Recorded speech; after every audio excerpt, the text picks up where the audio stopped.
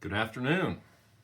I'm Rudolph Lurs, and welcome to the Lurzday Thursday podcast on this 18th of December 2025. It's not just Lurzday Thursday, but it's 1 week until Christmas. So if you haven't done your shopping, be sure to do it. It snuck up on me this year, something fierce, as it normally does. Because as a teacher, I am stressed with exam grades and getting those finals in, getting all my grades sorted, chasing down late work from students, and then also trying to keep the magic of Christmas alive for my own children. So, if you're stressed, hopefully this next 45 to 60 minutes will be soothing, relaxing, and interesting for you. Okay? All right. So, if you are new to my podcast, my name is Rudolph Lurs. I am an educator and a writer, and I have zero technological skills. Hence, you can be certain that what you see is completely unedited and fresh and unabridged and unfiltered, because I do not have the technical capacity to edit any of this. This is filmed from my basement office on my phone, live from Spokane, Washington. Welcome once again to Lurzday Thursday. We begin each Lurzday Thursday podcast with highlights and salutations. This is where I give shout outs to those who have interacted with my via comments or likes or subscriptions to my YouTube page. And so shout out to the one person that gave my video a like last week. Thank you. You're awesome. And you make me realize that I'm not just talking into the abyss. So thank you for that. And salutations also would go out to potential advertisers and partners. Folks who want to join me as a partner in this weird digital world that we live in, and get exposure to my, at this point, very small community of viewers, but hopefully that will grow. So highlights and salutations, where I give shout outs to interactions with my page and posts, and greetings to those partners and advertisers who are willing to pay me money to endorse their products. And I would also not endorse any products that I did not believe in. So, given the fact that I presently have no advertisers, you can also be certain that any product or service that or organization that I do endorse is strictly from my own strange mind. Okay, and that brings us to our next segment, which is dad jokes. All right, let's fire up a few from the old reserve here. I got my computer in front of me here, and when I teach, I load up the old dad joke file of when I keep a Google Doc of all the cool ones I've heard over the years. What did the T-Rex hostess say to the long line of people waiting at the restaurant? So what did the T-Rex hostess say to the long line of people waiting at the restaurant? Sorry for the wait, folks. We're a little short-handed. Get it? We're a little short-handed. Hey, I thought that one was clever. I got an email about how to read maps backwards. It was spam.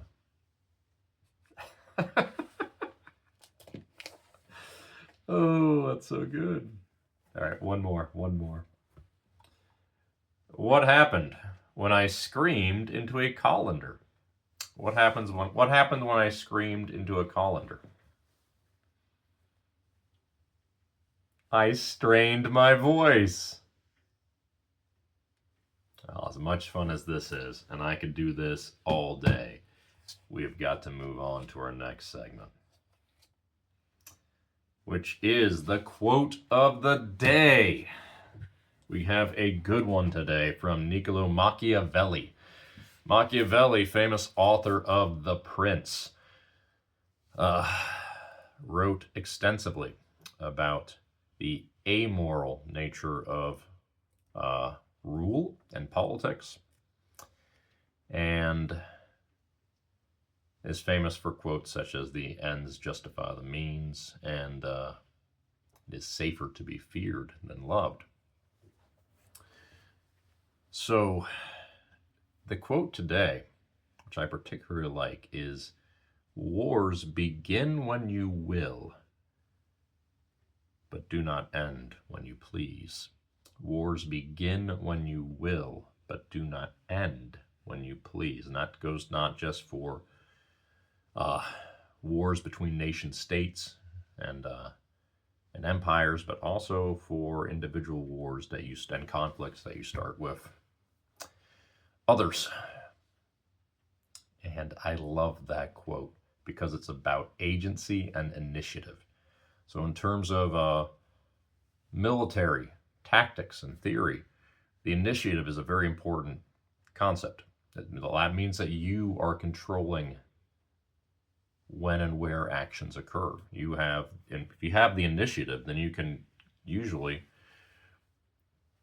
take what you want, or have a better chance of getting what you want, the outcomes you desire, when you are controlling the timeline of events and you are dictating what is happening on and off the battlefield, and your opponents are reacting to your moves versus the other way around.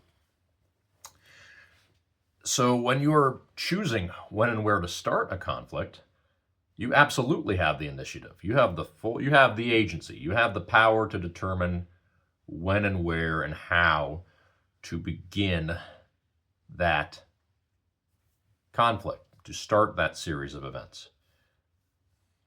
And this is why nation states have such detailed plans and play war games and run scenarios to determine the most likely outcomes if, when, and how all these different scenarios take place.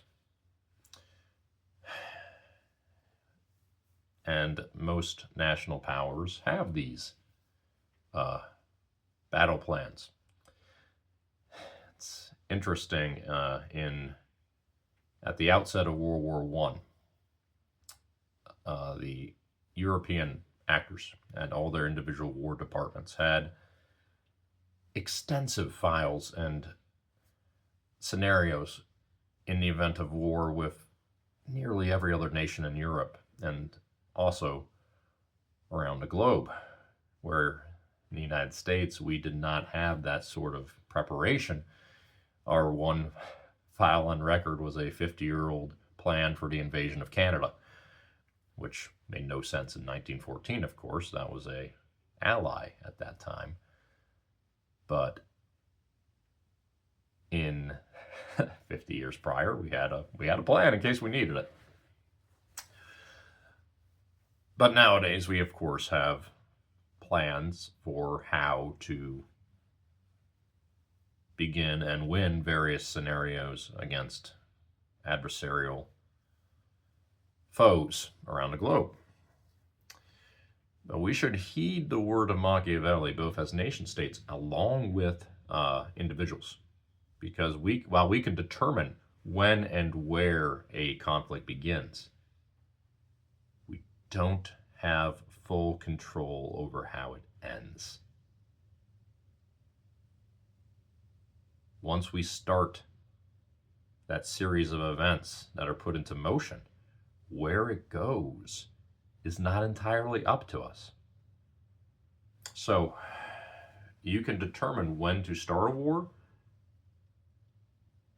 but you can't determine how it will end, and you can't determine when it will end, and you can't determine who else will get involved. And all those various nation states in Europe did not anticipate the horrific result in the human meat grinder that occurred in those 4 years from 1914 to 1918. All their grand schemes and all their grand plans did not result in the outcomes that those very wise individuals anticipated. And most folks do not have the experience and the education of all those wise generals in those various European war departments in 1914. Yet we still are so prideful and arrogant that we think not only can we determine how a war starts, we can also determine its ending. And that point of view, as Machiavelli noted 5 centuries ago, point of view is wrong. Because while you can determine how something starts, you cannot determine on your own how that will end. So just be wary of that. Thank you, Mr. Machiavelli, for today's quote of the day. And that brings us to our next segment, which is the top 5 of the Lurzday Power Rankings. Things that I thought were awesome this week. And I'm going to start with one which might be pretty unpopular, and that is the dark. It is, in the northern hemisphere at least, the darkest time of the year. We are rapidly approaching the winter solstice. Days are short. The sun comes up late. It goes down early. And most people absolutely despise it because it's pitch black at 4 or 5 in the afternoon. But I love this time of year because it gives me at least the chance to reflect on how in these darkest of times, literally the darkest days of the year, we have some of the most festive and bright and warm traditions. And we look inward to our families and ourselves and our faith. And in all these traditions, the light shines within us and in the brightness of our homes in the midst of these dark days. So I don't like it the first time I'm picking up my young daughters in the dark at their daycares and elementary schools. But I like it as it progresses. Because in a busy time, the dark outside world provides opportunity to look inward for me. And when I light that fireplace, and when something delicious is cooking, and when the family's in the house, and there's no desire to go anywhere else because of the weather's so dismal and it's so dark outside, and we got some wintry mix going on, just having a few quiet hours with the family teaches some valuable lessons, and it also provides some reminders of what's really important. So, number 5 on my Lurzday Power Rankings, the dark, the time near the winter solstice.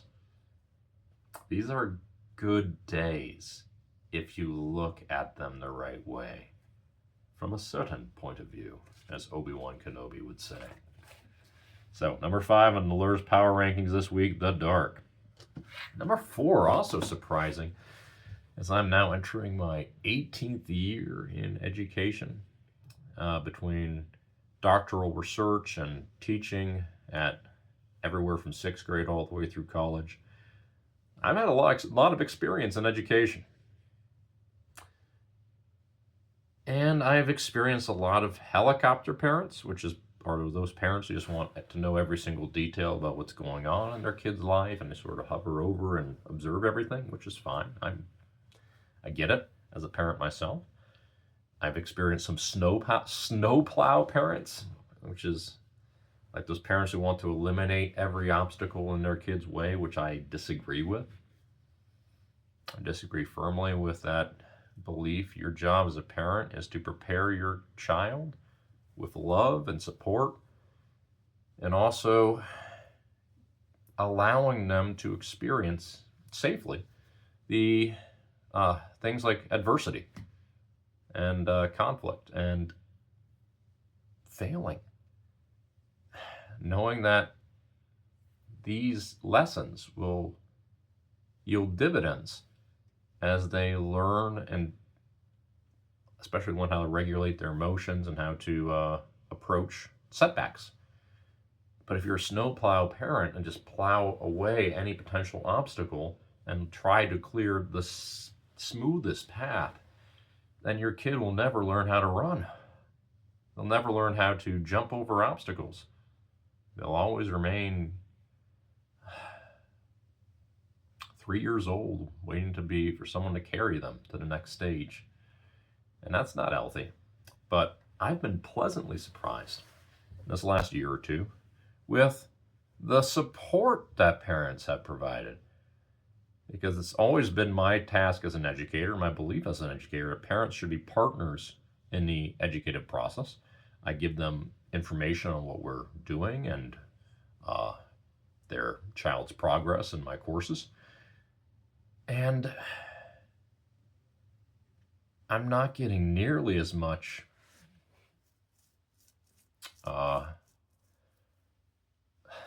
sort of attacks coming from the home front. Like, why is my kid failing this class? Why does he need what was the issue with this grade here? Instead, I'm getting just warm support and thank yous, and they're true allies, and they're helping their kids get better grades by kicking them in the rear end, saying, hey, your teacher's been contacting me looking for this late work, or teacher noted you had an academic integrity violation here, and that's a problem. And it's nice. Education can work well when students and their parents and teachers are on the same side, even if that side is not what the student wants at any given time, because the student wants the snow plowing away. A lot of kids just want a certain grade, whether that's a C, a B, or an A. And they just want to know what they need to do to get there, and they want to eliminate any obstacles or adversity along the way.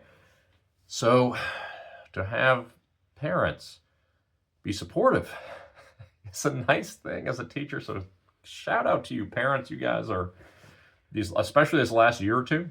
I might be the school I'm at now, but parents have been great because they've been available. That's the issue here, is that if all teachers can back me up here at parent-teacher conferences, the parents who are there are typically those with the parents of kids that you have very few issues with in your classes. They're well behaved, their grades are great, they're a pleasure to have in class. And the parents that don't show up are the ones you really need to talk to. They're the ones that skip parent-teacher conferences. And I don't know. I've been involved with some great schools these last few years, so it's highly possible that it's just the parents who are at home are supportive partners in this educative process, and I just wanted to give you all a shout out. So thank you, parents. That's how I try to model my own behavior as a parent when I get notes home from school, is that I know that teacher is not out to get my kid. That teacher, behind that teacher's desk, that teacher wants to help my kids. And when you come to that realization and you see your child's teacher as a partner, then that's a beautiful thing. So Rock on. Parent support. It's nice to see. Third is another number 3 in the Lurs Power Rankings. Christmas music. I know people really have strong opinions on Christmas music. And the first time I hear All I Want for Christmas Is You by Mariah Carey, I normally cringe because most often it's before Thanksgiving. But then I sort of get Stockholm syndrome with the Christmas music. I start to love it. It's like I've been with it's been serenading my ears for so long that I start singing along, and I like it. Again, it's part of the natural rhythm of the seasons, and in these dark days, rocking around a Christmas tree is playing, and it makes me smile. It's pleasant. It's building those layers of nostalgia and comfort that when those sounds come on and when those songs come on, it just fills me with warmth and happiness, even if in times of darkness and bad weather. So, Christmas music, keep it rolling. I'm loving it. Fast shipping. Number 2 on my Lurs Power Rankings. Thank you to all those small businesses and all those small businesses and big businesses. Tongue twister there. Or as the Germans say, Zungenbrecher. That means a tongue breaker. I like that. I like the German version more than the English phrase of tongue twister. The tongue breakers. Small businesses and big businesses with their fast shipping helps me avoid one of my least favorite places, and that's the mall. I don't like just fighting the crowds at the mall. So the ability to get my Christmas shopping done from my home has been a game changer, especially with kids. So rock on. Thank you for reliable shipping. All you folks I know are working hard, making those logistics work in the busiest of seasons, and it starts with the folks just getting some oftentimes temporary or part-time work during the busy rush seasons, and you guys keep it coming. I appreciate you. I know you're not feeling a lot of support, but I thank you for making this dad's job easier. So fast shipping. And my favorite, number 1 on the power rankings this week, Christmas cards. Not just because it's a time to just look through the old address book, hunt down new addresses for some of your friends and family, but it's a time to slow down. This goes into, like, you're seeing this familiar theme from me in these top power rankings, the top 5 this week, starting with the dark.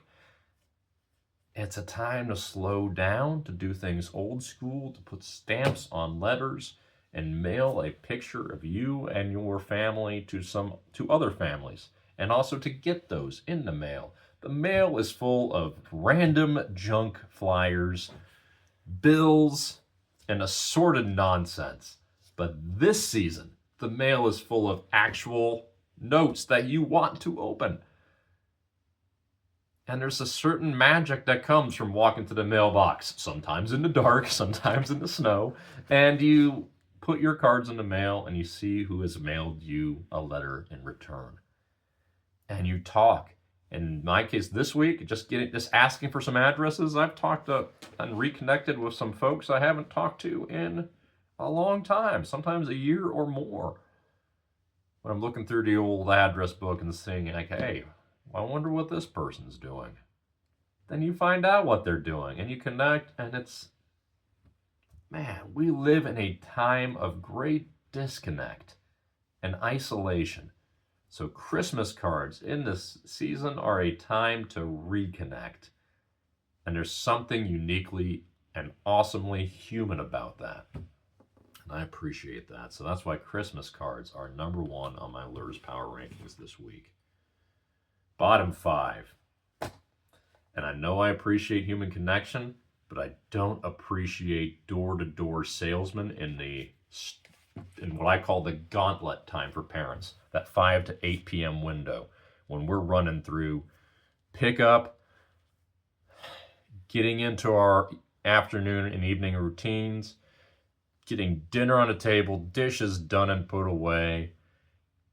Sometimes there's acrimony and chaos. Kids get upset. Your partner's not going to be there on time. Plans get shifted. It's a chaotic time between 5 and 8 p.m. if you're a parent of young children. And this is the time that some randos have decided we're going to go door to door and knocking on doors, cold calling, to try to sell things. No. I appreciate the initiative, but no. That's not hustle. And if it is hustle, it's the wrong hustle. If you're knocking on my door and you want me to stand and talk to you, I'm sorry. It's perfectly within my rights to say I appreciate it, but no. But I had somebody that'll be like, no, you really want to hear this? How can you close the door on me? Just like, I have the power here. I'm not being impolite. I said no thank you. Now move along. Don't try and push it. Don't try to... You hear a kid crying in the background, you see chaos. I'm not looking to buy your internet service or your roofing service or your Windows service. I don't want any of those things at 5:30 or 6 p.m. on a weekday. If you're going to do that and I'm not receptive, then say, I'll just leave my card here on the porch. Give me a shout if you need it. Don't try and push back. Then the closed door will become firmer, as will my tone.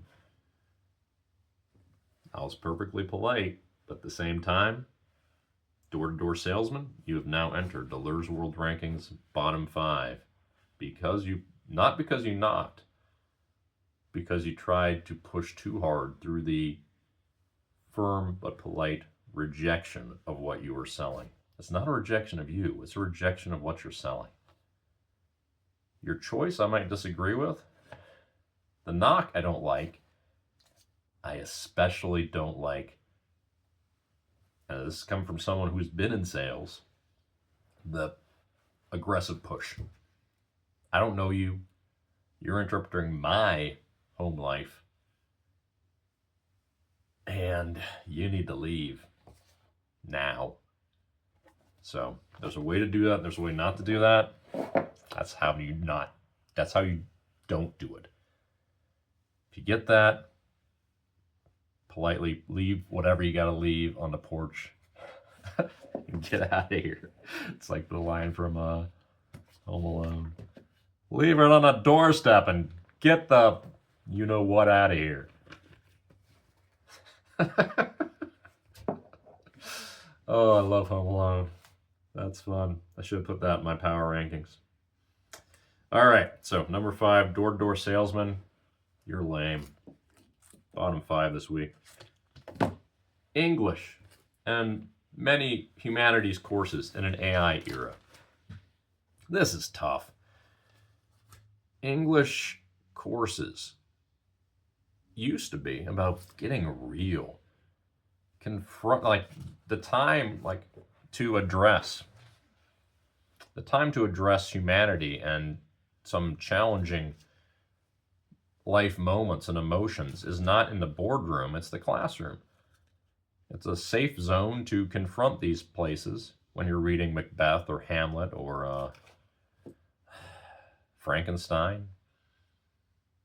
You are going to places and looking at choices that characters are making, why they're making them, flaws they have, and evaluating the various arcs of conflict and character that are present in real life. And they're a place where you get real with yourself and with what you're reading, and you talk and you communicate and you write. All these things are real. And now they're fading because they're just a keystroke away.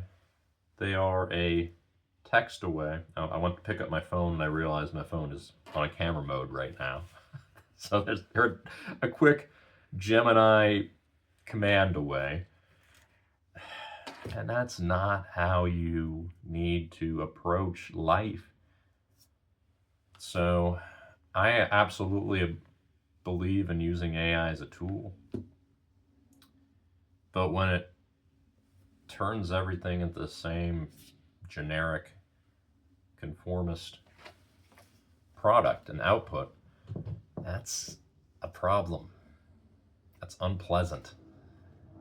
And it's robbing this generation of the chance to get real and to have that authenticity in their consumption of some of the great literature and art that we have produced in the past 6,000 years.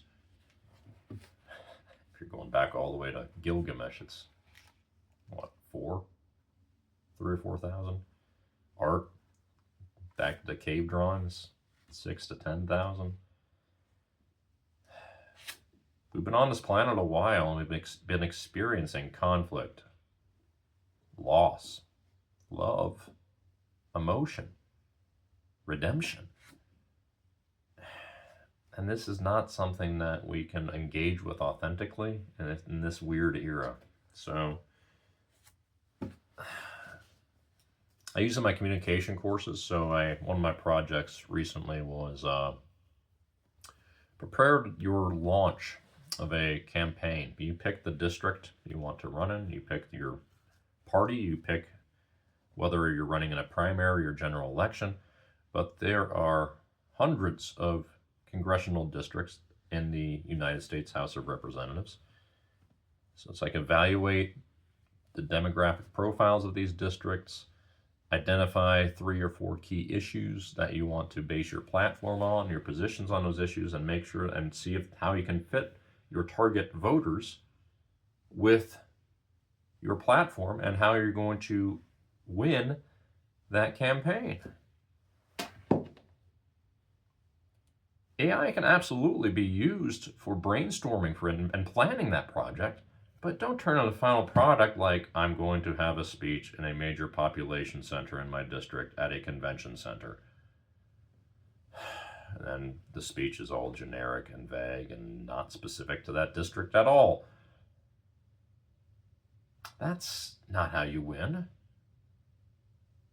If you just took that one step further and push a little bit with that AI, it says, okay, name a few suitable convention centers or major venues that would be appropriate for this. Or you could say, I would prefer to keep my the launch speech for my campaign at a more intimate and smaller venue. Can you suggest some actual venues there in that district? Or how does this fit the people of this district? How has the present representative fallen short? You just push back with some extra commands and you'll get more data.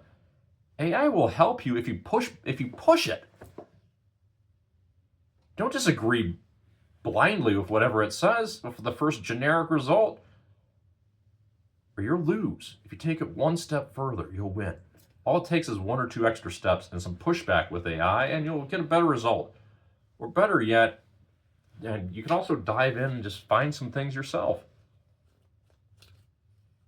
You're not going to find the answer with AI if you don't push back a little and if you just don't read at all. And that's what I worry about as an educator, is that folks are just not going to read. They're going to accept blindly whatever their AI chatbot says, not push back on it. And there are also teachers who are just using AI to do their assignments and then grade those assignments. So if a teacher is using AI to do their assignments, to plan their assignments, to grade their assignments, and a student is using AI to complete those assignments without reading it, they just brush by each other and a score goes on the board, a little check or check plus. What education is actually taking place? So I don't have the answer to that one yet, but it's in the bottom 5 of my power rankings because I feel that kids are losing an essential part of education. And it used to be that You got real with yourself in English class or in any humanities course, and you confronted the best and worst of human nature. And now it's just all cookie cutter, form fitted, conformist, vague, non specific, AI generated stuff. That's not authentic, and I don't like it. Don't like it. So, number 4 in the bottom 5. Number 3, Spokane Utilities. I normally love you guys. You guys do a great job. I'm getting out there and keeping the roads clear. And we had a windstorm. That was one of the weirdest things I've experienced since moving out here. I'm from Florida originally. Go Gators. That's where I went to school. I went to group, and there, from the age of 10 and older, I was in Sarasota, Florida. And then went to Gainesville for school to get my bachelor's and master's. So I'm from Florida, and I've experienced tropical storms and hurricanes. There were 75 to 79 mile an hour wind gusts in Spokane, and it was cold. And it was trash and recycling day. So the trash and recycling bins we were required to have out in the morning. Thank God I worked from home, because for 4 hours I had to just wait and figure out how to put enough painter's tape on those bins to keep them closed so they didn't blow up, because that's what they do. The bins they'll blow up and open and they'll fall over. And trash and recycling just rolling down the street. That's like, in the event of holidays and emergencies, normally what they'll do is they'll postpone pickup for one day for everyone that week, and they'll add Saturday to the schedule. They said, we're going to pick up the trash on schedule. And the recycling. Recycling is light. I pour recycling bin, and everyone in the street were doing this task worthy of Sisyphus, who was cursed to push a boulder up the hill for eternity. We're all watching our bins. We see them fall over. We walk outside. We close the bins. We collect all the trash and put them back up. We walk back inside. So we're just staring at these bins for hours, hoping and praying that that garbage truck would come, and that I've done the engineering problem successfully of having enough tape to keep it closed, but not enough to keep it from emptying when turned upside down. I succeeded. Both the garbage and recycling were picked up, and they were emptied fully. But it was unpleasant to do that. I lost a full half day because I'm sitting there doing that instead of grading all the final exams that are sitting there waiting for me. I'm glad I didn't have any meetings scheduled, because I would have been doing my meeting and then, like, with one eye on those stupid trash cans. So, Spokane Utilities, number 3 on the bottom 5, you should have pushed. It's not safe to have garbage bins and recycling bins rolling down the street for those folks who did have to go somewhere else to work, and they came back home and their bin is halfway down the street and all the trash is everywhere. It was like the apocalypse, and that all, like, the roads and streets and sidewalks were just full of debris and garbage because there were tropical storm force winds. They're at sustained 40 miles an hour plus and gusts of 79. It was crazy. And you guys, it's like, we're going to pick up on schedule. Well, where's the bin? It's halfway down the street, clown. Come on. And the customer service rep was so nice. So your customer service rep would be in the top 5, but your actual decision to run it, bottom 5 this week. Because your customer service rep was like, oh man, I totally get that. Let me tell you where the truck is. All right, it's somewhere in this part of my neighborhood. That's great. Thank you for telling me that. Customer service, great job.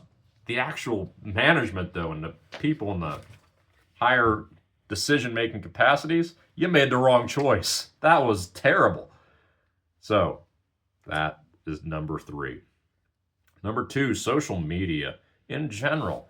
This used to be a form of connection. Now it's just AI slop, drivel, misinformation, and just all around negativity. You can't avoid it. I've deleted Twitter and I've deleted Snapchat. I don't see the point of Snapchat.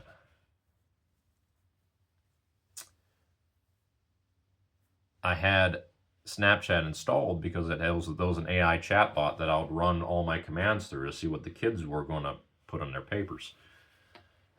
So all my prompts, all my assignments, I'll run it through to Snapchat AI first. But Snapchat, even just getting to that, just like loading it was just full of noise. Twitter, or now X, even worse. Just outright gross stuff in the feeds. It's not pleasant. It's not pleasant. So social media I miss the days of AOL Instant Messenger where you sent an away message and you walked away from it. It's now so addictive, especially like Facebook. They're holding me hostage because they got all my photos, and I love all my photos and memories. I'll just look at the memories, but then if I make the mistake of going through a page, it'll like draw me in with random news articles, and oftentimes negative news articles, and I'm just doom scrolling, and it's a time suck, and it's a soul suck. So again, it's the age of authenticity. I gotta figure out a way to use social media for my organization's goals, because I'm in administration now, and part of the key performance indicators, those KPIs that people are looking for, likes, clicks, engagement. So I can't just be off of it. But it's hard to avoid just spiraling through the various scrolling because it's designed to promote passive consumption. And then it'll just flood your zone with negative things, or things that scare you, things that entice you, because they're just holding you and your attention. And that's you guys are making it a very negative thing. I know it's pure nostalgia for every generation to say this present generation doesn't know how good they have it and doesn't know how bad they have it, because your generation was the glory days. But I do think that the flip phones, the AOL Instant Messengers, the away messages, and then seeing what messages were waiting for you when you returned, it helped you put it down, because we're all struggling to put it down. And there's a whole point in Fahrenheit 451 where the beauty of a book is that you can close it and put it away. It's not constantly bombarding you, but we're living in a world we're being bombarded by noise. In an information age where information is readily available, but wisdom is so rare. And part of me just wants to go completely low tech and go old school, but that will also deprive us of all the tools that there are out there.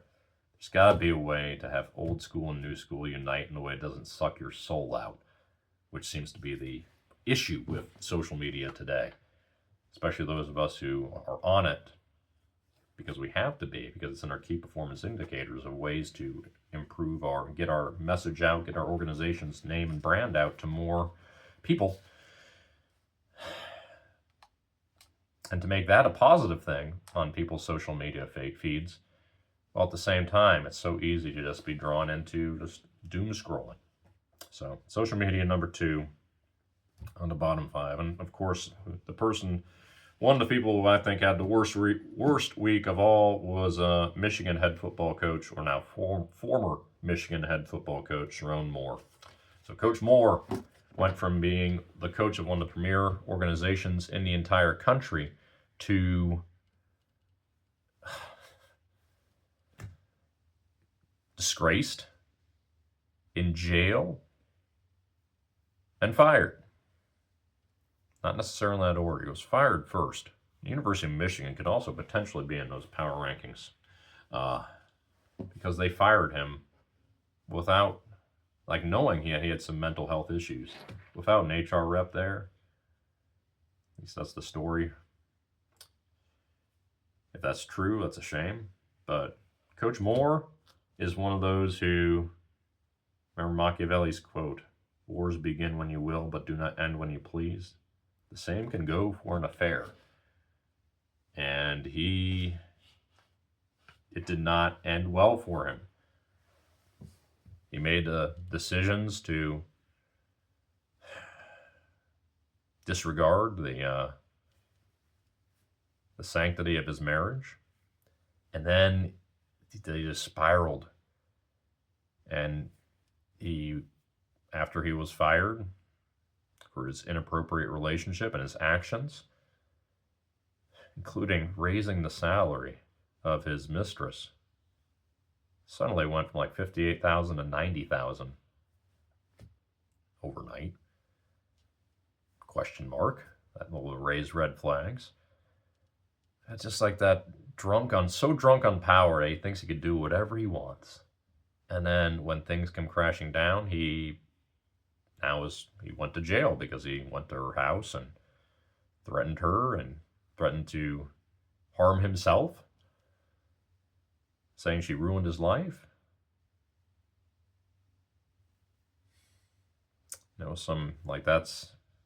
That whole story that's unraveling before our eyes. It's something straight out of the tragedies that you read in English class. Somebody who has that much hubris and that much power. All power corrupts. Absolute power corrupts absolutely. And when you're that drunk on power and influence and you're at the top of your game, the fall is so steep. Which is why it's the first convention of a tragic hero is high social status, because when you have that high status, your devastation, it creates even more catharsis. And that's absolutely a tragedy. This whole series of events, I feel sorry for that man's family. I feel sorry for his children and his wife. And another hallmark of a tragic hero is a recognition that your downfall is your own fault. That you are the cause of your own downfall. And have that moment of recognition. And I think that Coach Moore needs to have it, if he hasn't already. That he's the cause of his own downfall, and it's tragic for everyone involved. Number one, this is not even close this week. He had the worst week of anyone that I saw in the news. So, Sharon Moore, Coach Moore of the University of Michigan football team, I hope you can get your life together. And I hope that your family is okay. I hope that everyone can move on from this and pick up the pieces of this world that you shattered with your actions. So that was a really tragic thing this week. And once again, we're running late, so I'll skip the Forest feelings again. I think I'm going to start a new Forest Friday podcast where I just talk about Nottingham Forest, because there's so much to say, so much on this legal pad about Nottingham Forest. Let's go back here. Bunch of random numbers. I don't know what they are. Random numbers. What are these? Must have been doing some math many years ago. This is an old legal pad. No names, no explanations, just numbers. I digress. I have so much information on this prep sheet for Nottingham Forest, and we never get there. So this is week 3, so that's telling me maybe I need to start a new Forest Friday podcast, focus on just my feelings toward one of my favorite sports teams, the Nottingham Forest. Anyways, cool stories this week. One, Spokane International Airport, shout out to you. There's a new route. I can now fly direct to Anchorage, Alaska. I love looking. That's one of the things that I appreciate on social media is getting updates from organizations and places that are important. My international airport's important. Being able to fly to Anchorage is cool. I've never been to Alaska, but it's nice to know I can get a direct flight. So, cool story this week. My 3 cool stories or interesting stories that I find to be important. That's one of them. Huddle Brewing, one of my favorite spots in Las Vegas. My friends and I go to Las Vegas every year, mostly to just eat and enjoy some lovely cold beverages with that food. And Huddle was one of my favorite spots. It's in the Arts District. right next to the Nevada Brew Works, another one of my favorite spots that I hit at each year. And Huddle was open for 5 years, and they closed very quickly and very suddenly. And they just had their last day last Saturday. So, Huddle Brewing, thank you for being there for my trips these last few years. And thank you for the memories. And that's a shame. That's like one of those like feelings. I think there's a word in my French teacher colleague down the hall could have told you the French phrase for it. But it's like, I guess bittersweet would be the best English translation, where it's like feeling sad but also like warm at the same time.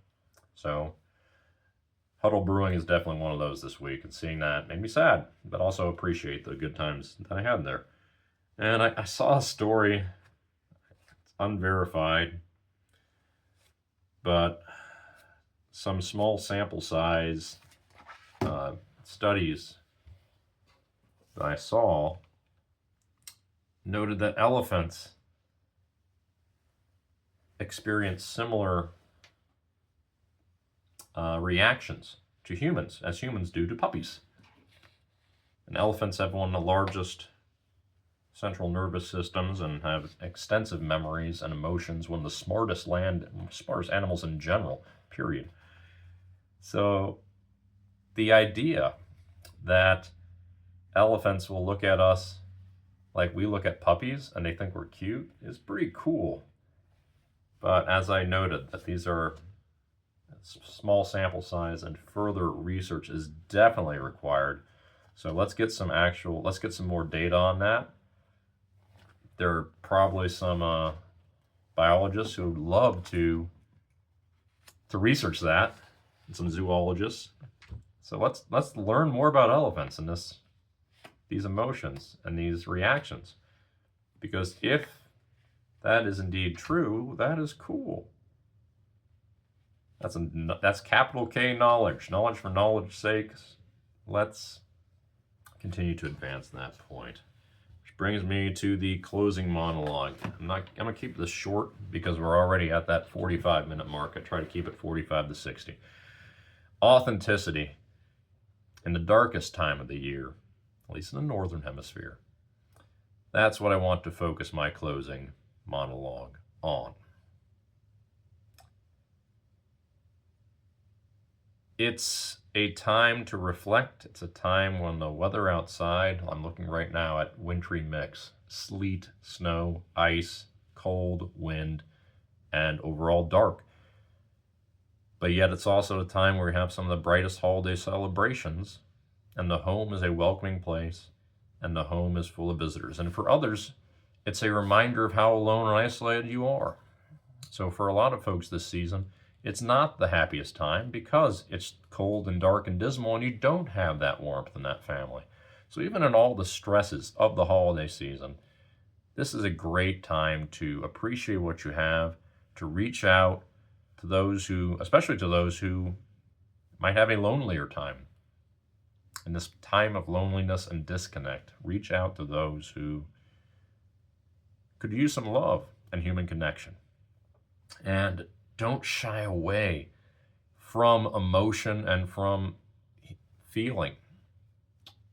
In an age of inauthentic AI noise and social media's devolution to whatever this is, I want this podcast to focus on the real and be authentic, right down to the unedited and unabridged views, due to my lack of ability or editing equipment. But I want it to be real, because in these times, when the hours are short, when the nights are long and the weather's bad, and disconnect is real, connecting is human and essential. So with that note, I will sign off for this week. There will be no Lurzday Thursday podcast next Thursday. You know why? Because it's Christmas. Focus on your families in this season. And to all of my very few viewers at this moment, hopefully more later, may all your Thursdays be a Lurzday Thursday. And I'll see you in 2 weeks. Lurs out.